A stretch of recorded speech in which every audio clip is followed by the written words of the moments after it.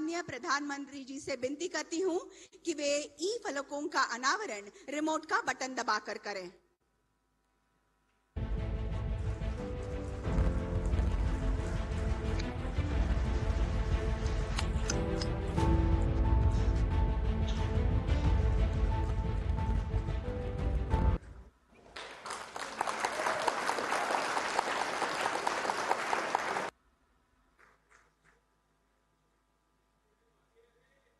और अब प्रस्तुत है इन परियोजनाओं की जानकारी देती हुई एक लघु फिल्म। मेडिकल एजुकेशन में सीटों की संख्या बढ़ाई जा रही है, वहीं इनमें एडमिशन से लेकर रेगुलेशन तक एक सीमलेस और ट्रांसपेरेंट व्यवस्था बनाई जा रही है। इस भारत का पिछले 10 सालों में नेतृत्व कर रहे हैं प्रधानमंत्री नरेंद्र मोदी। राष्ट्रीय शिक्षा नीति की प्राथमिकता है भारत के हर युवा को समान शिक्षा मिले, शिक्षा के समान अवसर मिले। करोड़ों भारतवासियों के अच्छे स्वास्थ्य के लिए केंद्रीय स्वास्थ्य एवं परिवार कल्याण मंत्री श्री JP नड्डा की अगुवाई में नई नीतियों को बनाना इस सोच का एक हिस्सा है। केंद्र सरकार की इन्हीं नीतियों को अंजाम तक ले जाने का काम एकनाथ शिंदे के नेतृत्व में महाराष्ट्र की सरकार बखूबी कर रही है। देवेंद्र फडणवीस की रणनीति, अजीत पवार की दूरदर्शिता और चिकित्सा शिक्षा मंत्री हसन मुशर्रफ के अथक परिश्रम का परिणाम अब दिखने लगा है। स्वास्थ्य एवं परिवार कल्याण मंत्रालय नई दिल्ली और चिकित्सा शिक्षा विभाग महाराष्ट्र सरकार ने राज्य में 10 नए सरकारी मेडिकल कॉलेज को मंजूरी दी है। महाराष्ट्र के इतिहास में पहली बार एक शैक्षणिक वर्ष में 10 नए सरकारी मेडिकल कॉलेज को एक साथ मंजूरी देने का ऐतिहासिक निर्णय लिया गया है। नए मेडिकल कॉलेज गढ़चिरोली, भंडारा, बुल्ढाणा, वाशिम, मुंबई, अमरावती, जालना, हिंगोली, ठाणे और नासिक में स्थापित किए जाएंगे। एक जिला एक मेडिकल कॉलेज की धारणा के तहत प्रदेश में मेडिकल सुविधाओं का विस्तार किया गया है।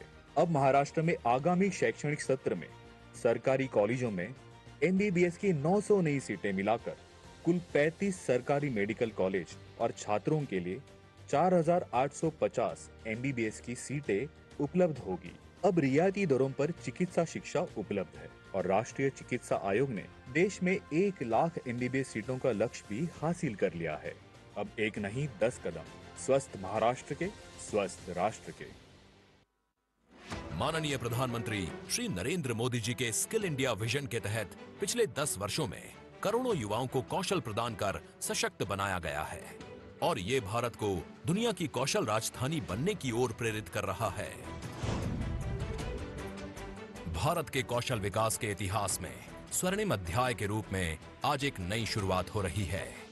आज देश के माननीय प्रधानमंत्री श्री नरेंद्र मोदी जी द्वारा मुंबई में Indian Institute of Skills IIS का शुभारंभ किया जा रहा है, जो भारत के हजारों युवाओं को आगे बढ़ने के नए अवसर देगा। माननीय प्रधानमंत्री श्री नरेंद्र मोदी जी की दूरदर्शी सोच के तहत ही भारत में इस IIS मुंबई जैसे विश्व स्तरीय कौशल विकास के बुनियादी ढांचे का निर्माण किया गया है, जो हमारे युवाओं के लिए भारत ही नहीं बल्कि वैश्विक स्तर पर भी नए अवसर प्रदान करेगा। Indian Institute of Skills IIS Mumbai कौशल विकास मंत्रालय और टाटा ट्रस्ट्स की साझेदारी में स्थापित हो रहा है, जिसका उद्देश्य युवाओं को इंडस्ट्री 4.0 और फ्यूचर ओरिएंटेड प्रशिक्षण देना है। ये सरकार और उद्योग की सफल साझेदारी का उत्कृष्ट उदाहरण है, जो स्किल इंडिया मिशन को नई दिशा देकर युवाओं को सशक्त बनाएगा। IIS मुंबई 4 एकड़ राष्ट्रीय कौशल प्रशिक्षण संस्थान NSTI के कैंपस में स्थित है और mechatronics, robotics, factory automation, CNC machining, robotic welding, electric वाहन और एडिटिव मैन्युफैक्चरिंग जैसे अन्य उभरते क्षेत्रों में प्रशिक्षण देगा। अपने प्रारंभिक चरण में 10 एडवांस लैब्स, जो 15 से अधिक ग्लोबल और भारतीय OEMs के साथ साझेदारी में स्थापित की गई हैं, वास्तविक उद्योग उपकरणों का उपयोग करके प्रशिक्षण प्रदान करेंगी। भविष्य में संस्थान में हॉस्टल की सुविधाएं भी विकसित की जाएंगी।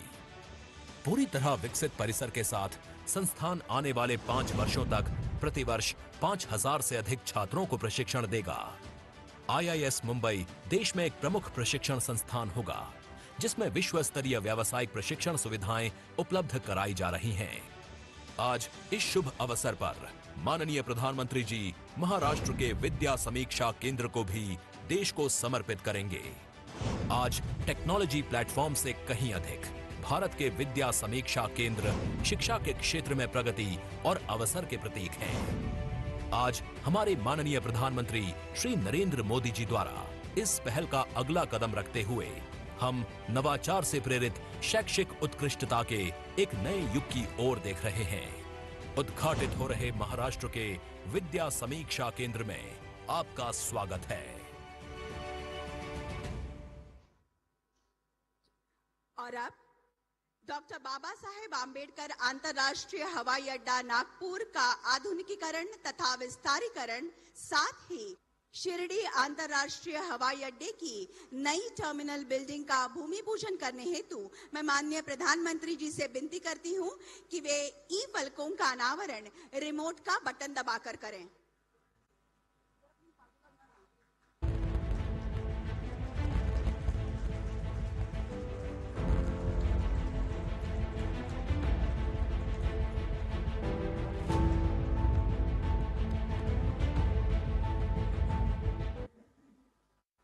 और अब इन परियोजनाओं पर आधारित एक लघु फिल्म चलेगी। माननीय नरेंद्र मोदी जी के नेतृत्व में भारत के विमानन उद्योग ने पिछले 10 वर्षों में महत्वपूर्ण वृद्धि का अनुभव किया है। देश में परिचालन हवाई अड्डों की संख्या 2014 में 74 से दोगुनी होकर 2024 में 157 हो गई है और लक्ष्य 2047 तक इस संख्या को 350 से 400 तक बढ़ाने का है। भारत के विकास पुरुष माननीय नरेंद्र मोदी जी ने महाराष्ट्र को कई विकास कामों की सौगात दी है। महाराष्ट्र वो राज्य है जिसकी विकसित भारत के निर्माण में बहुत बड़ी भूमिका है। महाराष्ट्र के माननीय मुख्यमंत्री श्री एकनाथ शिंदे जी, माननीय उप मुख्यमंत्री श्री देवेंद्र फडणवीस जी, माननीय उप मुख्यमंत्री श्री अजित पवार जी की अगुवाई में कार्यशील महाराष्ट्र सरकार ने राज्य के हवाई क्षेत्र के सुधार के लिए विभिन्न परियोजनाओं को संकल्पित किया है। इसी के तहत डॉक्टर बाबा साहेब आम्बेडकर अंतर्राष्ट्रीय हवाई अड्डा नागपुर के टर्मिनल इमारत एवं विविध कार्यों का भूमि पूजन। इस परियोजना से नागपुर हवाई अड्डा एक विश्व स्तरीय विमानन केंद्र में बदलने के लिए तैयार है। उक्त परियोजना की अनुमानित लागत 7,000 करोड़ है, जिसे 4 चरणों में पूरा किया जाएगा। प्रथम चरण के विस्तार में नागपुर हवाई अड्डे की यात्री क्षमता को 4 मिलियन तक बढ़ाया जाएगा। भविष्य में इसे 30 मिलियन यात्रियों की क्षमता तक बढ़ाने की योजना है और कार्गो हैंडलिंग क्षमता को वर्तमान स्तर से 4 गुना बढ़ाकर 20,000 टन तक बढ़ाने की योजना है। इस योजना से नागपुर की अंतर्राष्ट्रीय हवाई सेवा बेहतर होगी, जिससे विदर्भ क्षेत्र के एग्रो उत्पाद का जलद गति से निर्यात हो पाएगा और पर्यटन, व्यापार और रोजगार के नए अवसर पैदा होंगे। शिरडी अंतर्राष्ट्रीय हवाई अड्डा नई एकीकृत टर्मिनल इमारत भूमि पूजन। हवाई मार्ग से शिरडी में आने वाले पर्यटकों की संख्या को देखते हुए शिरडी हवाई अड्डा विकसित करने के लिए MADC द्वारा नए टर्मिनल इमारत विकसन की योजना प्रस्तुत है। कुल 645 करोड़ की लागत से बनने वाली न्यू इंटीग्रेटेड टर्मिनल बिल्डिंग का कुल क्षेत्र 54,000 स्क्वायर मीटर होगा। इस परियोजना से देश विदेश से आने वाले यात्रियों को अंतर्राष्ट्रीय मानक सुविधाओं के साथ सुखद यात्रा का अनुभव मिलेगा। शिरडी में धार्मिक पर्यटन को बढ़ावा मिलेगा और स्थानीय लोगों के रोजगार निर्माण में वृद्धि होगी। इन परियोजनाओं से हवाई क्षेत्र के उत्थान के साथ विकास की ऊंची उड़ान भरने के लिए महाराष्ट्र राज्य तैयार है।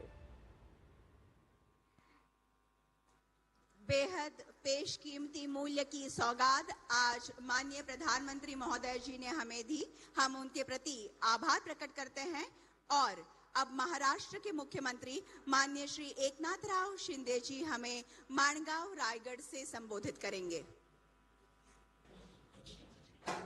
नमस्कार। आजच्या विमानतळ आणि मेडिकल कॉलेजच्या लोकार्पण भूमिपूजन प्रसंगी उपस्थित देशाचे लोकप्रिय आणि यशस्वी आज जिनकी लोकप्रियता आसमान को छू रही है, ऐसे हमारे आदरणीय प्रधानमंत्री नरेंद्र मोदी जी का मैं महाराष्ट्र की जनता की ओर से हृदय से स्वागत करता हूं, उनका अभिनंदन करता हूं। आज उपस्थित राज्यपाल CP राधाकृष्णन जी है, केंद्रीय मंत्री गडकरी जी है, वाहतूक मंत्री नायडू जी है, हमारे उप मुख्यमंत्री देवेंद्र जी है, अजीत दादा जी है, सभी अन्य हमारे मंत्रीगण, सांसद और विधायक, सभी लोगों को मैं शुभकामनाएं देता हूं। और सबसे पहले हरियाणा में मिली शानदार जीत के लिए मोदी जी का मैं बहुत बहुत अभिनंदन करता हूं। सचमुच जीत हो तो ऐसी हो। एग्जिट पोल के आंकड़े देखकर कांग्रेस के लोग जलेबी बांटने लगे थे, उनके मन में लड्डू फूट रहे थे, लेकिन आखिरकार उनके अहंकार का गुब्बारा हरियाणा की जनता और मोदी जी ने फोड़ दिया। इसलिए मैं फिर एक बार धन्यवाद देता हूं। मोदी जी भारत के मन की बात जानते हैं। मोदी जी भारत के जनमन में समाये हुए हैं। जब भी विकास की बात होती है तो बस मोदी जी की बात होती है और मोदी जी की याद आती है। आज नागपुर में स्थित doctor Baba Saheb Ambedkar international airport और शिरडी एयरपोर्ट के इंटीग्रेटेड टर्मिनल का भूमि पूजन आदरणीय मोदी जी के कर कमलों से हो रहा है। महाराष्ट्र के विभिन्न जिलों में स्थित गवर्नमेंट मेडिकल कॉलेज का भी उद्घाटन हो रहा है। महाराष्ट्र मेडिकल शिक्षा में अव्वल स्टेट बनते जा रहा है। इस उपलब्धि के लिए मैं केंद्र सरकार को, आदरणीय मोदी जी को बहुत बहुत धन्यवाद देता हूं। सबका साथ सबका विश्वास, इसी मंत्र के साथ मोदी जी ने काम शुरू किया। हमारे लिए यह मंत्र एक मार्गदर्शक दीप स्तंभ की तरह है। मोदी जी का साथ, मोदी जी का विश्वास, ये हमारी सफलता का मंत्र है। महाराष्ट्र में विकास का यह पर्व लाने के लिए हमें उन्होंने हमेशा सहयोग दिया है, हमारा मार्गदर्शन किया है। नागपूरच्या महामानव डॉक्टर बाबासाहेब आंबेडकर इंटरनॅशनल एअरपोर्टवर लवकरच 100 विमानांची व्यवस्था होणार आहे आणि दरवर्षी 14 लाख प्रवासी प्रवास करणार आहेत। 9 लाख मेट्रिक टनाची माल वाहतूक शक्य होणार आहे। नागपूर विमानतळाच्या विस्तारामुळे विदर्भ हे आंतरराष्ट्रीय व्यापार, उद्योग आणि तंत्रज्ञानाचं केंद्र होण्यास मदत होणार आहे। त्यातून अधिक परकीय गुंतवणूक भारताकडे येईल, मोठ्या प्रमाणात रोजगार निर्मिती होऊन त्याचा देशाच्या विकासाला हातभार लागेल। साईबाबांच्या पदस्पर्शाने पावन झालेल्या शिर्डीला आंतरराष्ट्रीय स्तरावर महत्व आहे। संपूर्ण देशातून, जगभरातून साई भक्त शिर्डीला येतात। आध्यात्मिक दृष्ट्या एक तीर्थस्थळ म्हणून जग शिर्डीकडे पाहते आणि आपण इथे 650 कोटी खर्च करून एकीकृत टर्मिनल उभारतो आहोत। शिर्डीतलं पर्यटन त्यामुळे वाढेल, रोजगार आणि सेवा संधी वाढेल। 55 कोटी रुपये खर्च करून शिर्डी विमानतळावर कार्गो कॉम्प्लेक्स उभारलं जात आहे। शिर्डी आणि आसपासच्या शेतकऱ्यांना त्यामुळे व्यापाराची संधी उपलब्ध होणार आहे। महाराष्ट्रात आता एमबीबीएसच्या सर्वात जास्त जागा आहेत। देशातील सर्वाधिक मेडिकल कॉलेजेस महाराष्ट्रात आहेत। 2014 पूर्वी देशामध्ये फक्त 387 मेडिकल कॉलेज होती। आता गेल्या 10 वर्षात ती संख्या 706 वर गेलेली है। मेडिकल कॉलेज बढ़ गए और एयरपोर्ट पहले 2014 से पहले 74 थे, उसमें और 75 की बढ़ोतरी होकर अब 150 के पार हमारे एयरपोर्ट गए हैं। केंद्रातील सशक्त सकारात्मक धोरणामुळे शक्य झालेलं आहे। एकाच दिवशी 10 मेडिकल कॉलेजचं उद्घाटन हा एक रिकॉर्ड है और महाराष्ट्र हमेशा रिकॉर्ड करने की आदत महाराष्ट्र को है। आपके मार्गदर्शन में विकास आणि लोककल्याणकारी निर्णयामध्येही महाराष्ट्राचे विक्रम केलेत। राज्यातील 12 कोटी जनतेसाठी 5 लाख रुपयापर्यंतचा आरोग्य विमा काढणारं महाराष्ट्र हे देशातील पहिलं राज्य आहे आणि म्हणून डबल इंजिन सरकारमुळे गेल्या 2 वर्षात या कामांना वेग आलाय। विकासाचे कुठलेही काम आम्ही आदरणीय मोदीजींकडे घेऊन गेलो ते कधी ना म्हणाले नाही। त्यांच्या डिक्शनरीमध्ये नो आणि नाही हा शब्द नाही आणि म्हणून त्यांना मी मनापासून धन्यवाद देतो। मैं और एक खुश खबर आज यहाँ देने जा रहा हूँ।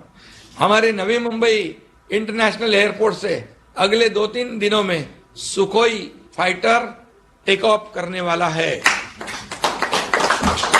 हम सभी का मानना है कि मोदी जी खुद सुखोई से भी बड़े फाइटर है। सारे विरोधी से वो अकेले फाइट करते हैं और अकेले जीतते हैं और इसलिए उनका फाइटर प्लेन 140 करोड़ जनता के मन में लैंड कर चुका है।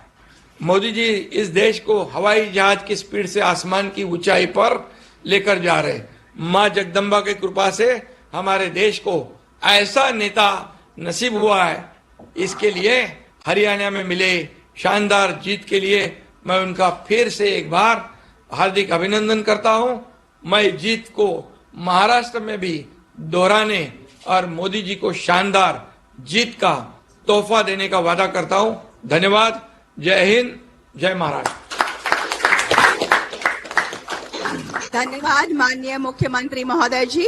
और अब भारत के प्रधानमंत्री माननीय श्री नरेंद्र मोदी जी से मैं सविनय प्रार्थना करती हूं कि आज के इस अत्यंत आनंद के तथा महत्वपूर्ण अवसर पर वे अपनी ओजस्वी वाणी तथा बहुमोल विचारों से हमें अनुग्रहित करें।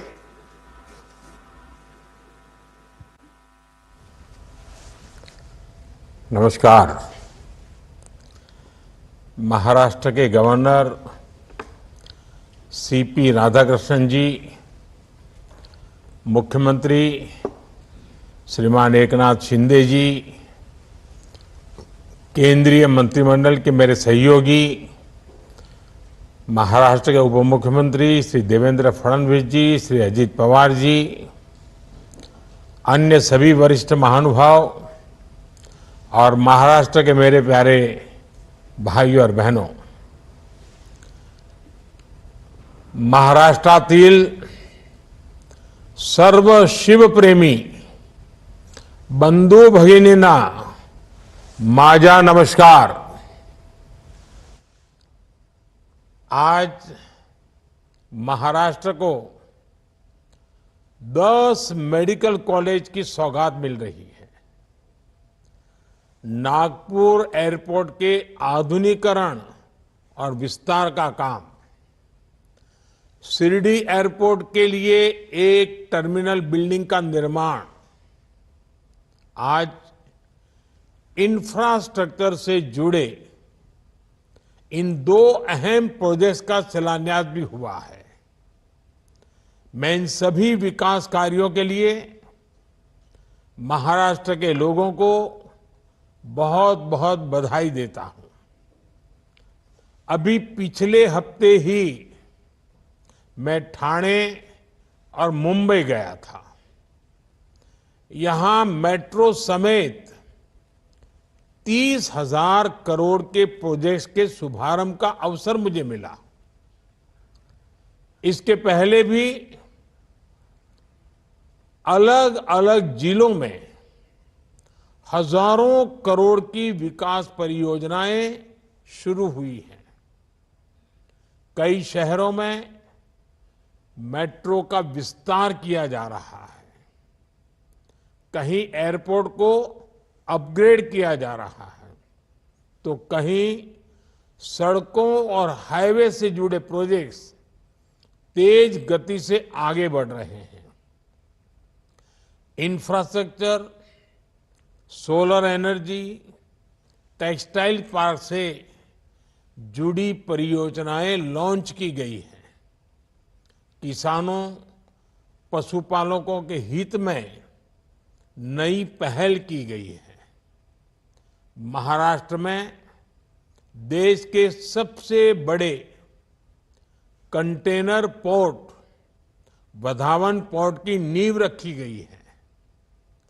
महाराष्ट्र के इतिहास में इतनी तेज गति से, इतने बड़े स्केल पर अलग अलग क्षेत्रों में कभी भी विकास नहीं हुआ।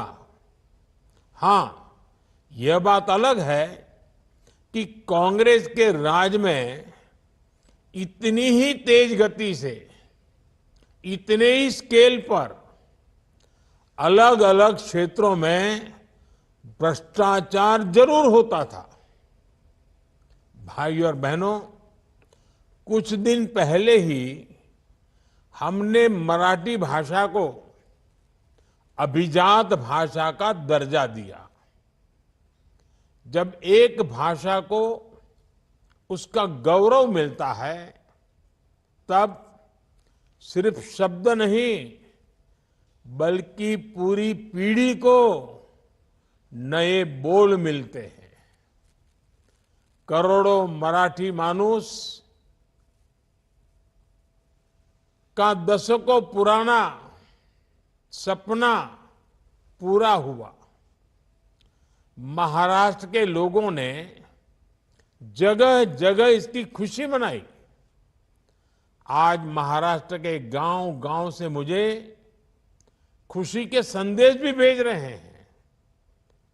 महाराष्ट्र के लोग अपने संदेशों में मराठी को अभिजात भाषा का दर्जा देने के लिए मुझे ढेर सारे धन्यवाद दे रहे हैं। लेकिन मैं बताना चाहता हूं, ये काम मैंने नहीं, आप सबके आशीर्वाद ने किया है। महाराष्ट्र के विकास का हर प्रयास छत्रपति शिवाजी महाराज, बाबा साहब आंबेडकर, ज्योतिबा फुले, सावित्रीबाई फुले जैसी विभूतियों के आशीर्वाद से हो रहा है। साथियों, अभी कल ही हरियाणा और जम्मू कश्मीर के चुनाव परिणाम आए हैं। हरियाणा ने बता दिया है देश का मूड क्या है, मिजाज क्या है। 2 बार कार्यकाल पूरा करने के बाद लगातार तीसरी बार चुनकर आना ऐतिहासिक है। कांग्रेस का पूरा इकोसिस्टम, अर्बन नक्सल का पूरा गिरोह जनता को गुमराह करने में जुटा था, लेकिन कांग्रेस की सारी साजिशें ध्वस्त हो गई।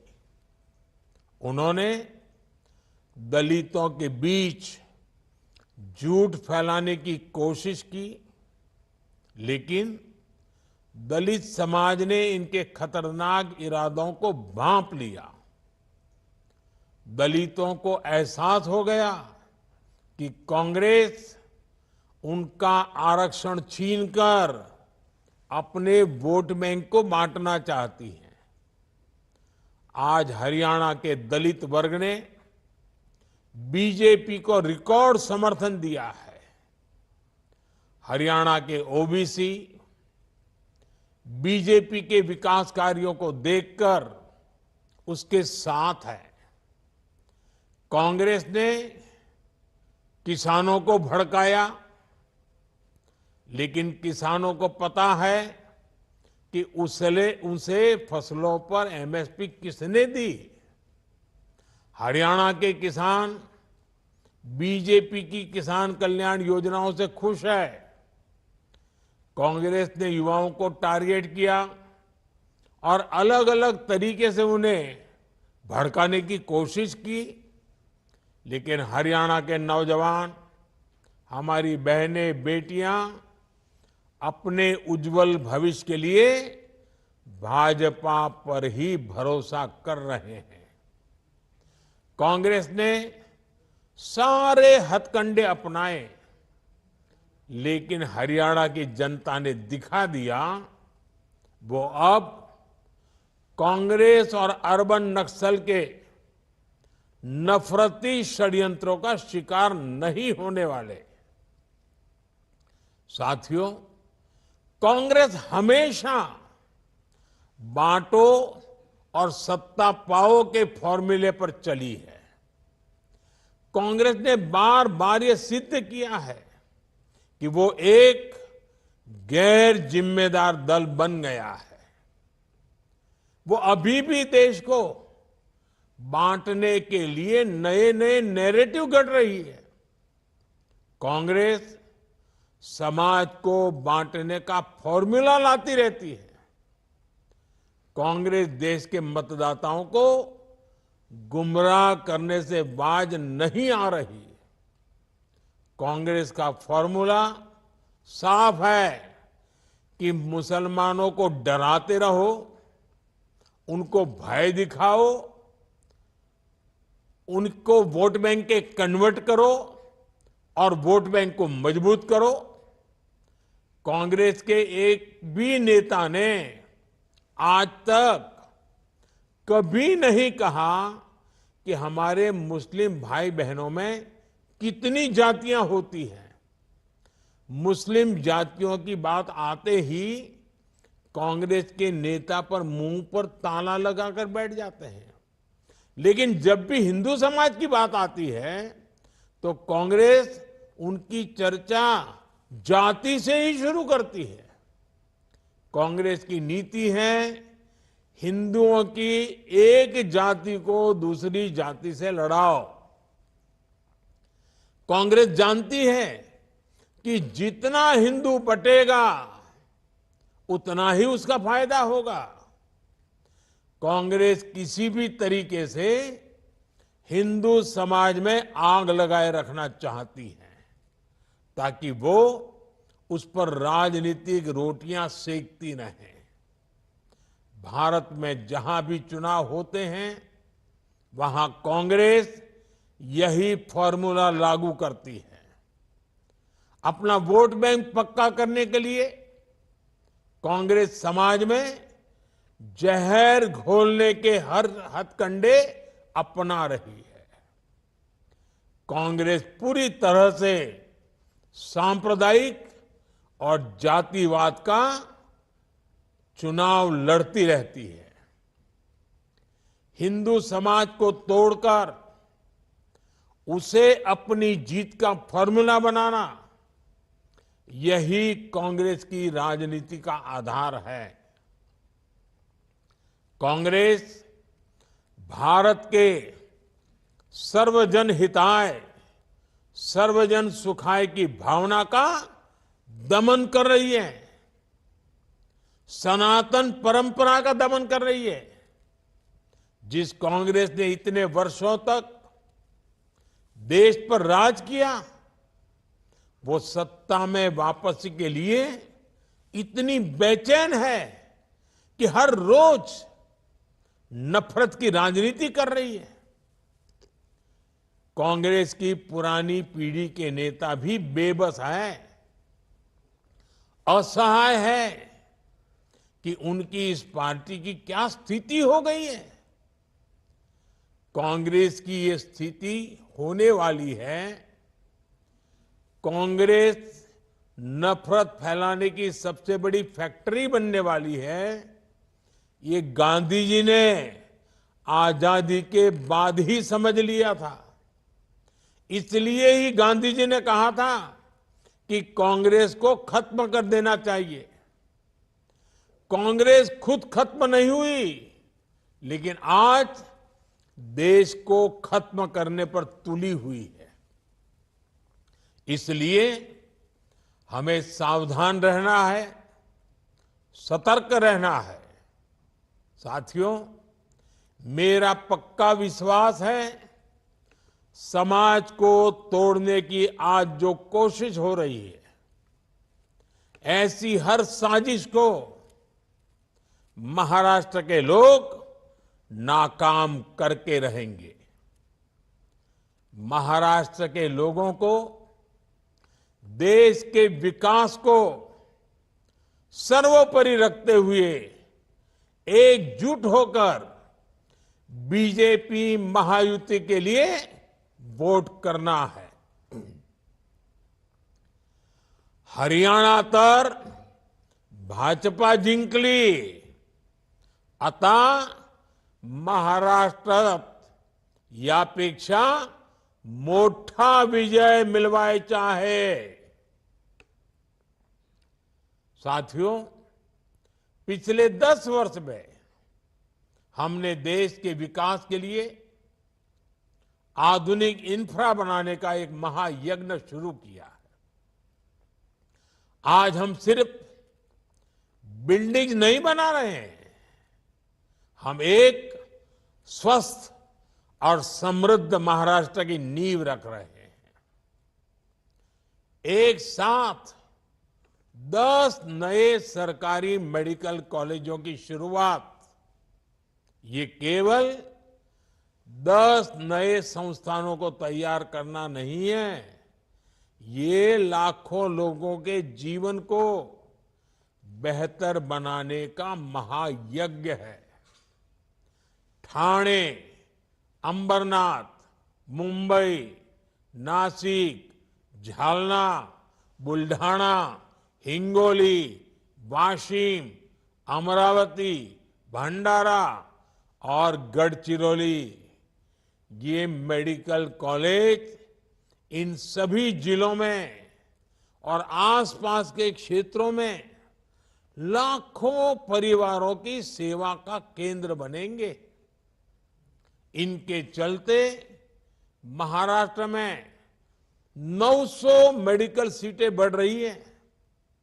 अब महाराष्ट्र में मेडिकल सीटों की संख्या लगभग 6000 हो जाएगी।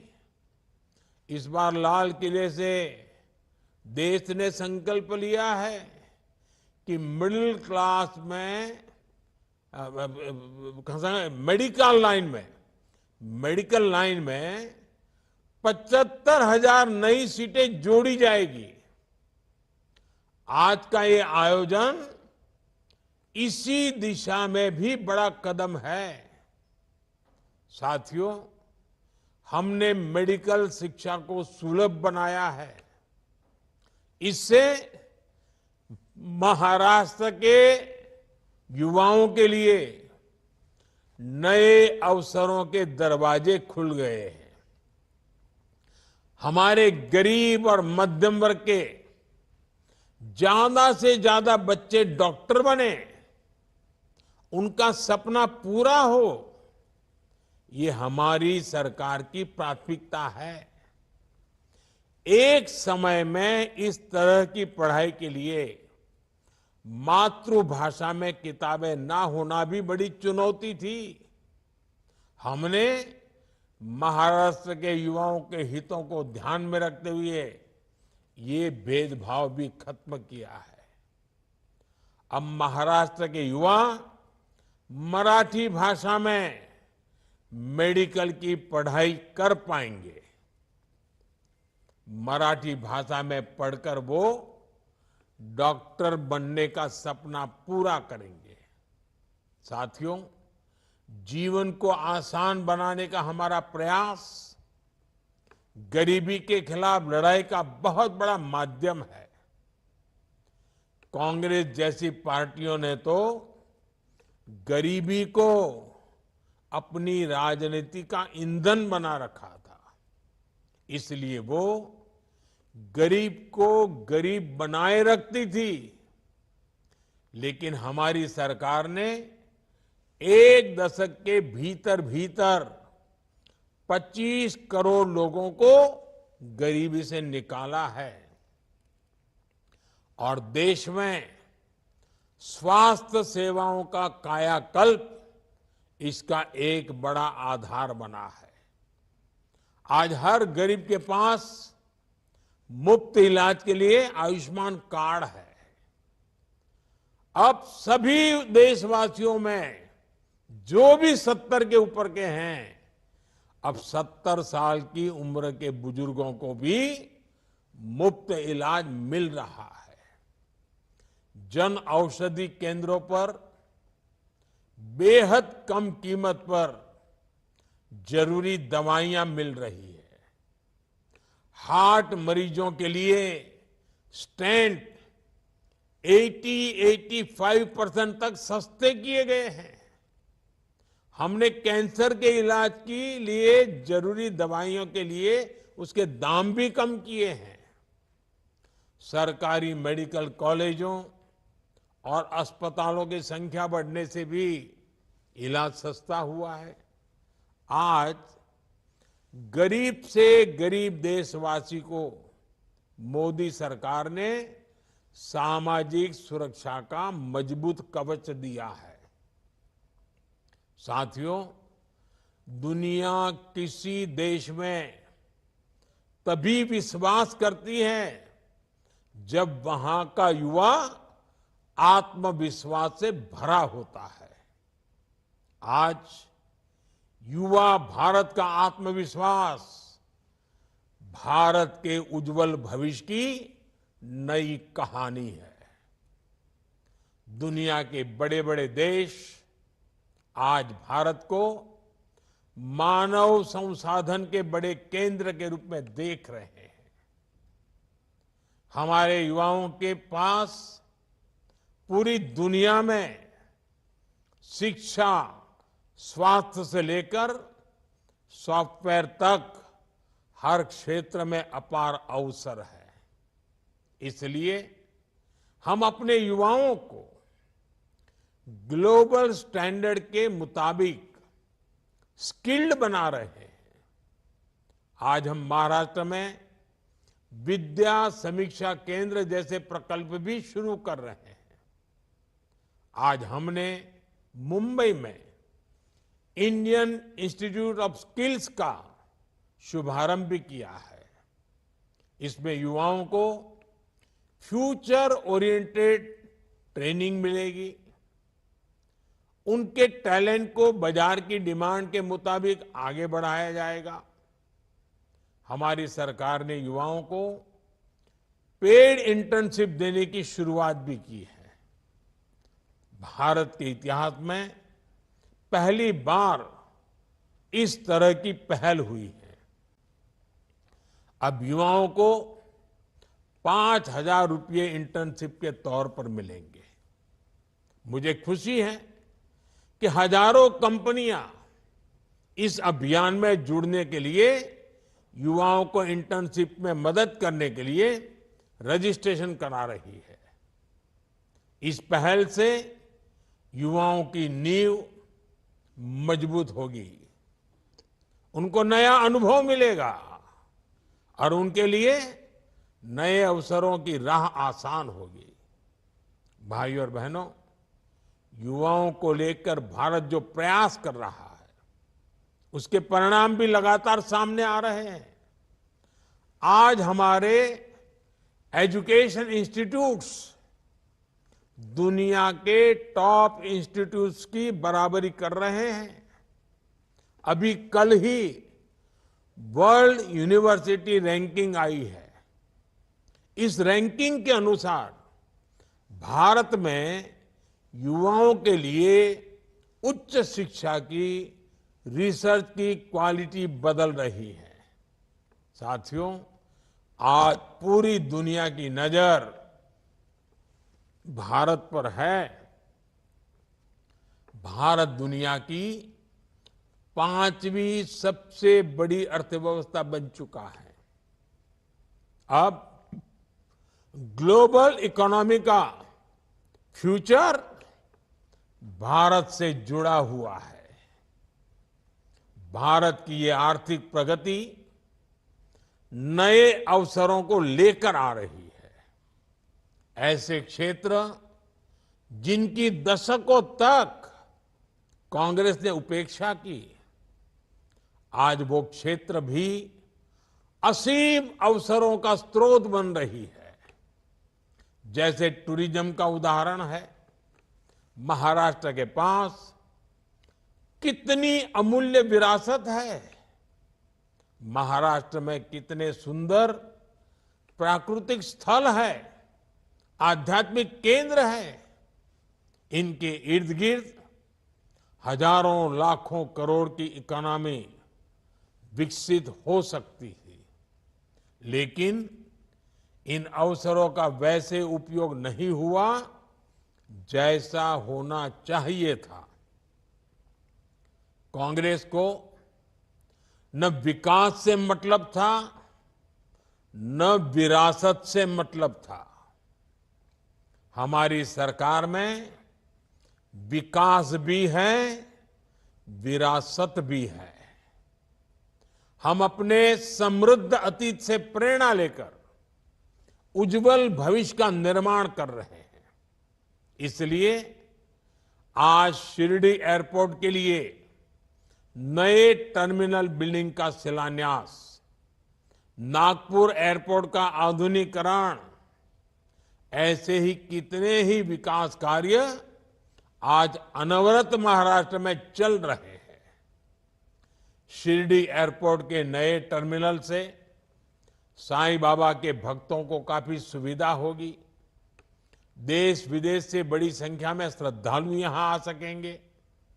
कुछ ही दिन पहले मैंने अपग्रेडेड सोलापुर एयरपोर्ट का लोकार्पण भी किया था।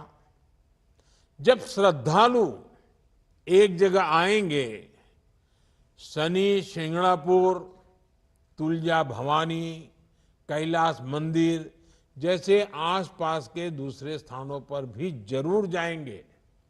इससे महाराष्ट्र की पर्यटन इकोनॉमी को बूस्ट मिलेगा, रोजगार के अवसर बढ़ेंगे। साथियों, हमारी सरकार का हर निर्णय और हर नीति केवल एक ही लक्ष्य के लिए समर्पित है, और वो लक्ष्य है विकसित भारत। और इसके लिए हमारा विजन है गरीब, किसान, युवा और महिलाओं का कल्याण। इसलिए विकास का हर प्रोजेक्ट गांव, गरीब, मजदूर, किसान के लिए समर्पित होता है। शिरडी एयरपोर्ट में जो अलग अलग कार्गो कॉम्प्लेक्स बना रहे हैं, वो किसानों की बहुत बड़ी मदद करेगा। इस कॉम्प्लेक्स के द्वारा विभिन्न प्रकार के कृषि उत्पादों को देश और विदेश में भेजा जाएगा। इसका फायदा शिरडी, लासलगांव, अहिल्यानगर और नासिक के किसानों को होने वाला है। ये किसान प्याज, अंगूर, सहजन, अमरूद और अनार जैसे उत्पादों को बड़े बाजार तक आसानी से पहुंचा सकेंगे। भाइयों और बहनों, हमारी सरकार किसानों के हित में लगातार जरूरी कदम उठा रही है। हमने बासमती चावल पर न्यूनतम निर्यात मूल्य को खत्म कर दिया है। गैर बासमती चावल के निर्यात पर प्रतिबंध भी हटा दिया गया है। पर बॉइल्ड चावल पर निर्यात शुल्क भी आधा हो गया है। महाराष्ट्र के किसानों का मुनाफा बढ़े, इसके लिए सरकार ने प्याज पर लगने वाले एक्सपोर्ट टैक्स को भी आधा कर दिया है। हमने खाद्य तेलों के आयात पर 20% टैक्स लगाने का फैसला किया है। रिफाइंड सोयाबीन, सूरजमुखी और पाम ऑयल पर कस्टम शुल्क को भी काफी बढ़ाया गया है। इसका लाभ किसे होगा? हमारे देश के किसानों को होगा। उन्हें सरसों, सोयाबीन और सूरजमुखी जैसी फसलों की ज्यादा कीमत मिलेगी। आज सरकार टेक्सटाइल इंडस्ट्री को जिस तरह सपोर्ट कर रही है, उससे महाराष्ट्र के कपास किसानों को भी बहुत फायदा होगा। साथियों, आपको एक बात हमेशा याद रखनी है,